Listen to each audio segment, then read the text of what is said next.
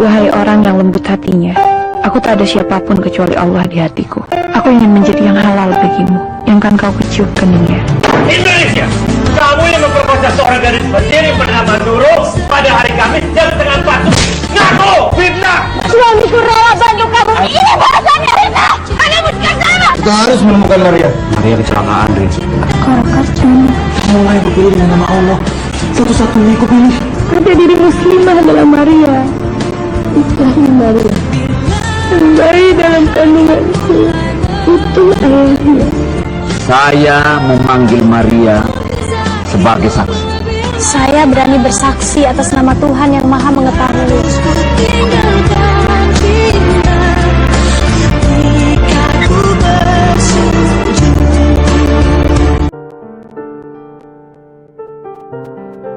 Assalamualaikum warahmatullahi wabarakatuh. InsyaAllah pada hari ini saya dan sahabat-sahabat saya yang lain akan mengupas filem Ayat-Ayat Cinta 1.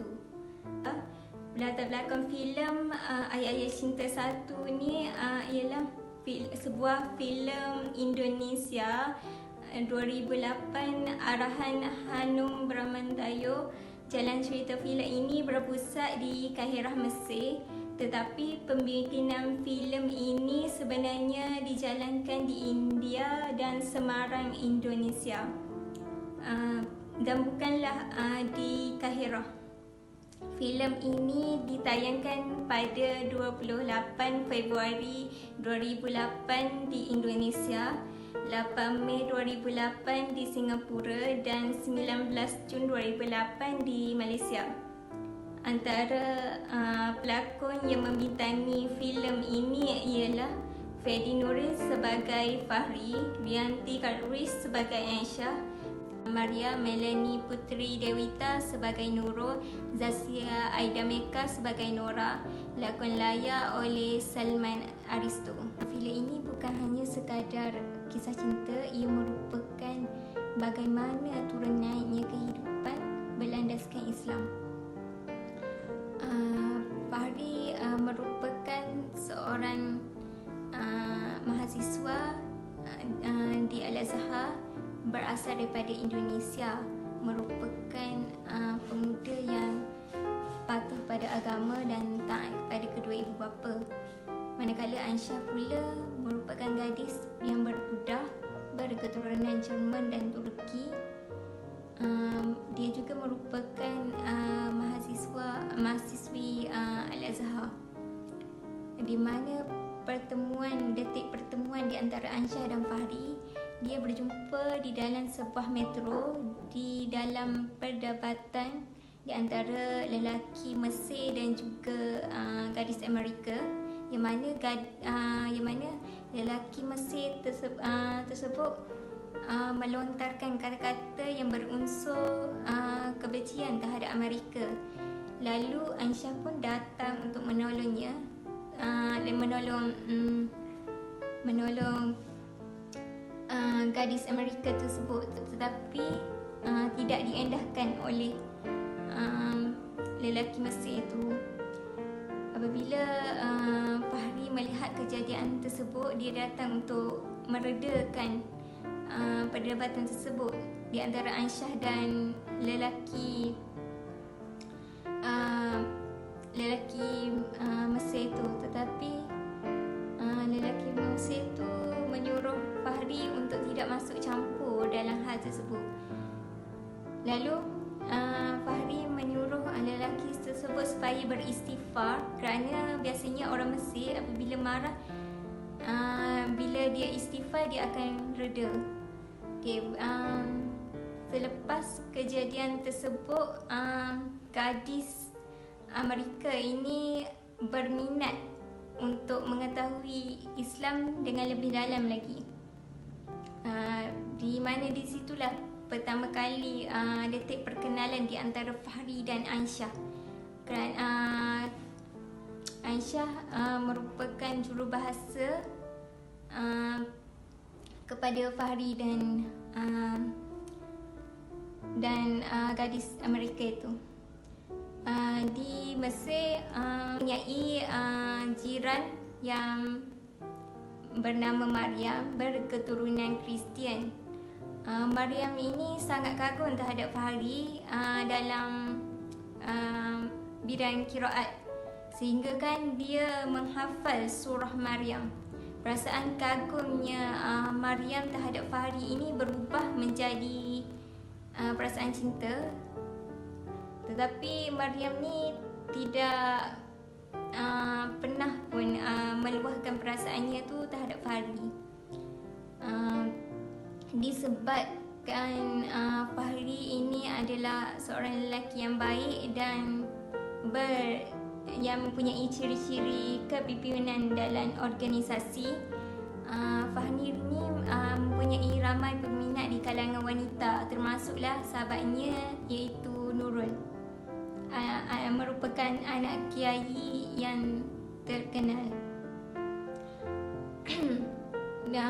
Pada suatu masa di mana Fahri melalui lorong, Fahri sering nampak seorang gadis bersama majikannya selalu dipukul dan dimarah. Pada suatu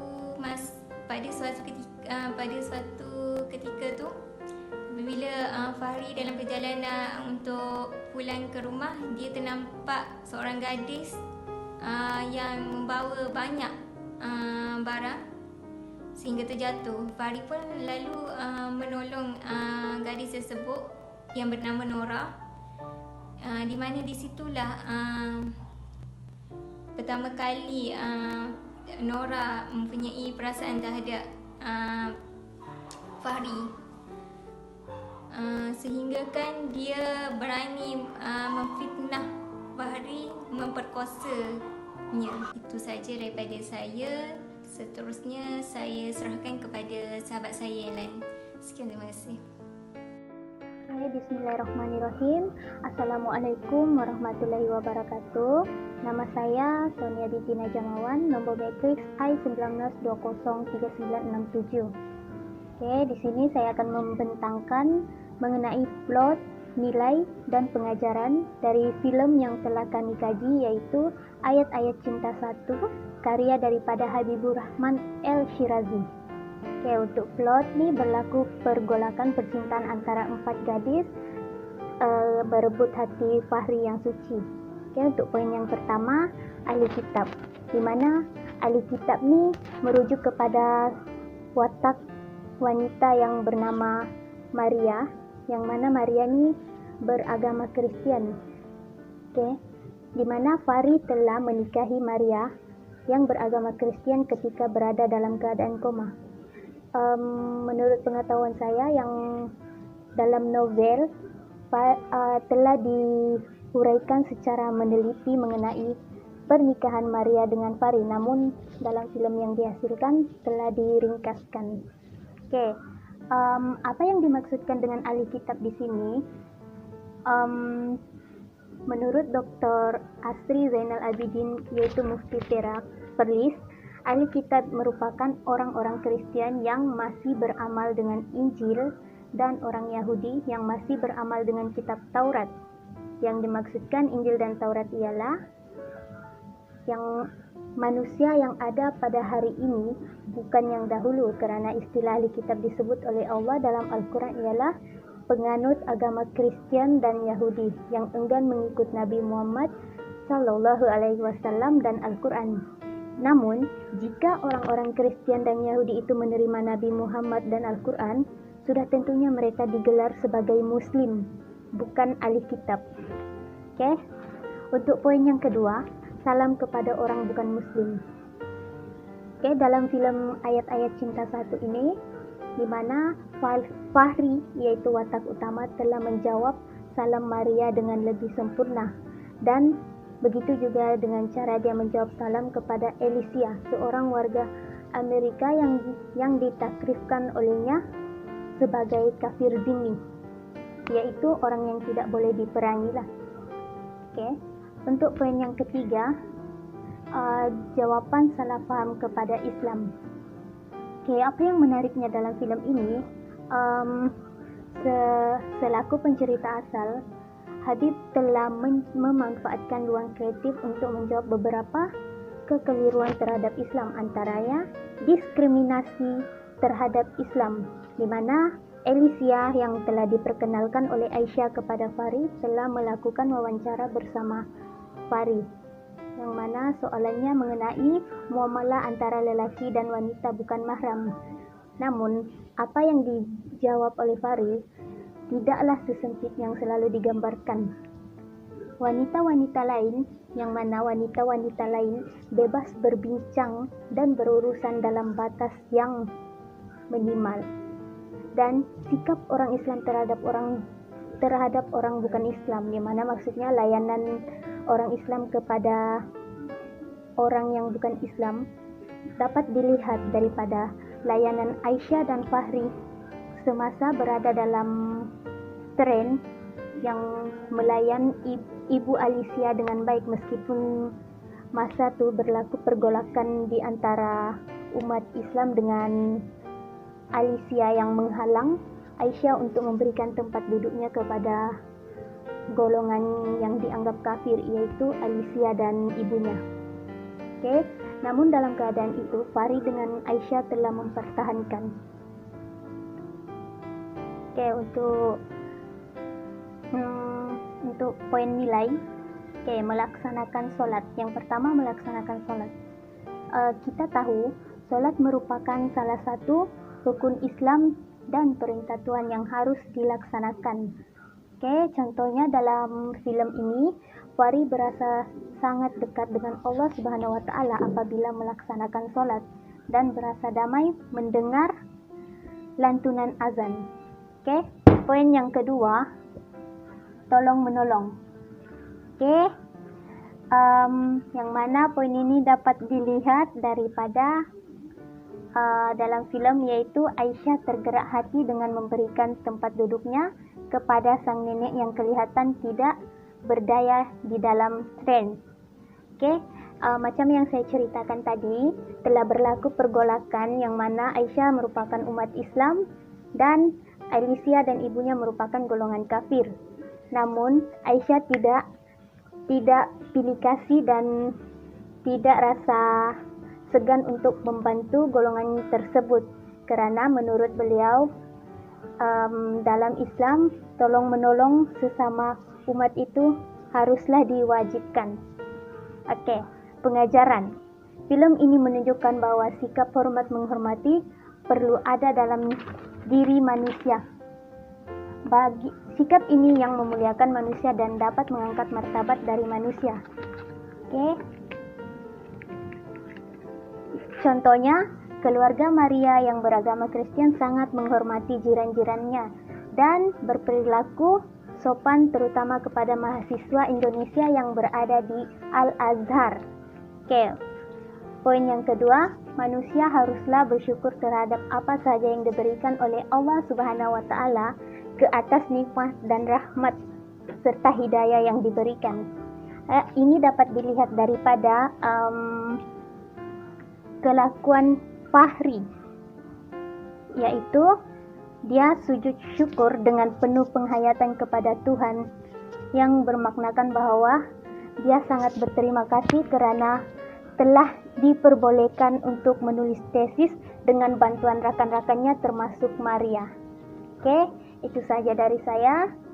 Sekian, terima kasih. Assalamualaikum warahmatullahi wabarakatuh. Assalamualaikum, nama saya Syazira binti Suhairi, nombor matrik I193954.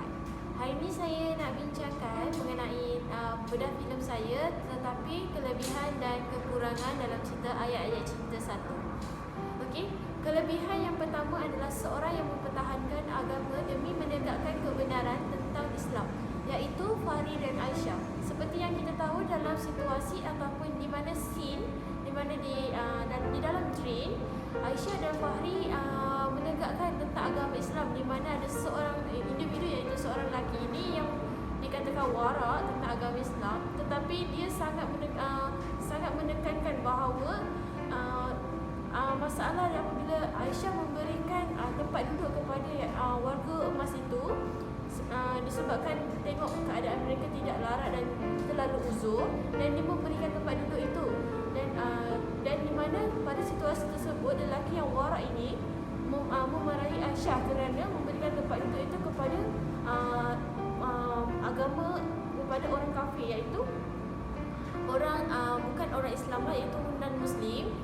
Bagi beliau, iaitu orang yang warak itu, dia mengatakan bahawa orang kafir ini patutnya diperangi. Akan tetapi Aisyah menegakkan bahawa Islam tidak mengajar umat Islam untuk memperangi agama lain, iaitu umat lain, iaitu agama Kristian atau sebagainya. Dia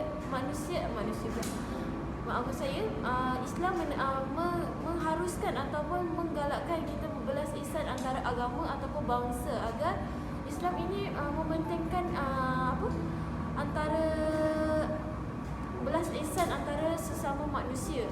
Okey, poin yang kedua, saling membantu walaupun terdapat perbezaan agama, iaitu Aisyah yang seperti yang kita tahu, dia membantu warga emas itu memberikan tempat duduk tanpa mengira agama ataupun bangsa dia.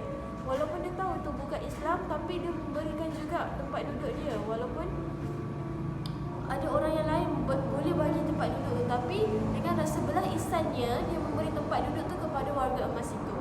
Poin yang ketiga adalah menegakkan kebenaran dan sanggup berkorban demi maruah suami agar fitnah tidak dilontarkan secara berterusan. Seperti yang kita tahu, di mana situasi ataupun scene di mana Fahri dan Fahri dimasukkan penjara dan dijatuhkan fitnah ataupun dijatuhkan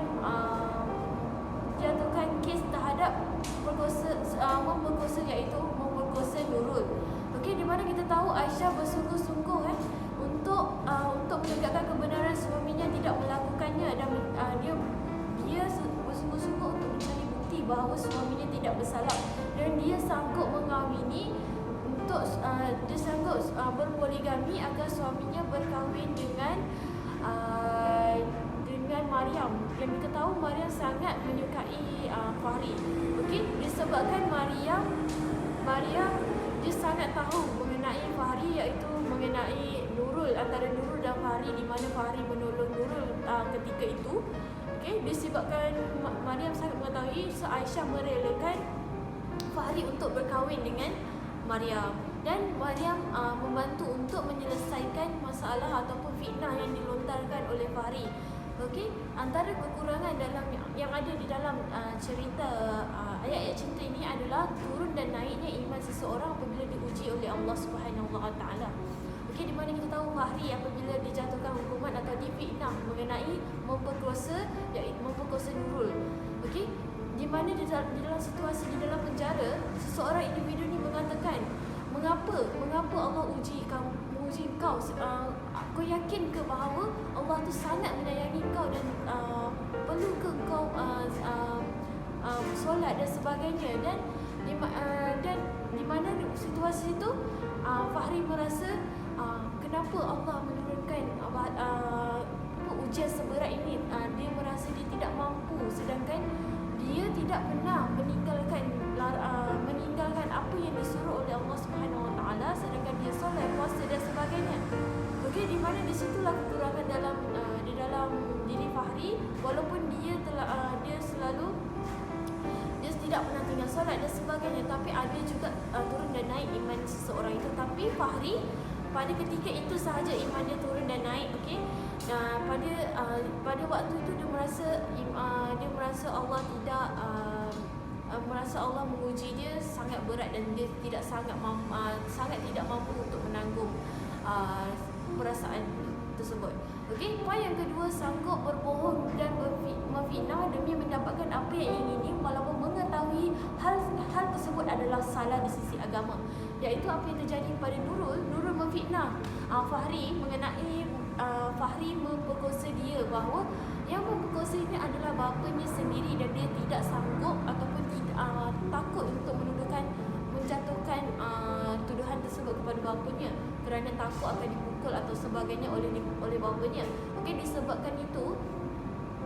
disebabkan bapanya menyuruh Fahri menyuruh Nurul untuk mengeluarkan pernyataan tersebut mengenai bahawa Fahri yang memperkosa Nurul. Okey, di situasi itu Nurul sangka berbohong walaupun tahu Fahri telah banyak menolong Nurul ketika dia dipukul ataupun dibelasah oleh bapanya sendiri. Okey. Seperti yang kita tahu, Nurul ni pada awalnya dia adalah sangat baik. Dia ada perasaan terhadap Fahri. Okey, dia mempunyai perasaan terhadap Fahri sehingga dia sanggup melakukan tersebut. Okey, disebabkan konflik tersebut, okey, Fahri dijatuhkan hukuman ataupun difitnah oleh seluruh masyarakat di sekitar itu kerana mereka sangat kenal terhadap Fahri. Okey, itu saja kelebihan serta kekurangan di dalam cerita ayat-ayat cerita ini. Okey, terima kasih kerana menonton dan terima kasih mendengarkan. Terima kasih kepada dua lagi sahabat saya kerana kena menjalankan bedah filem tersebut. Okey, ini saja, sekian, terima kasih. Assalamualaikum.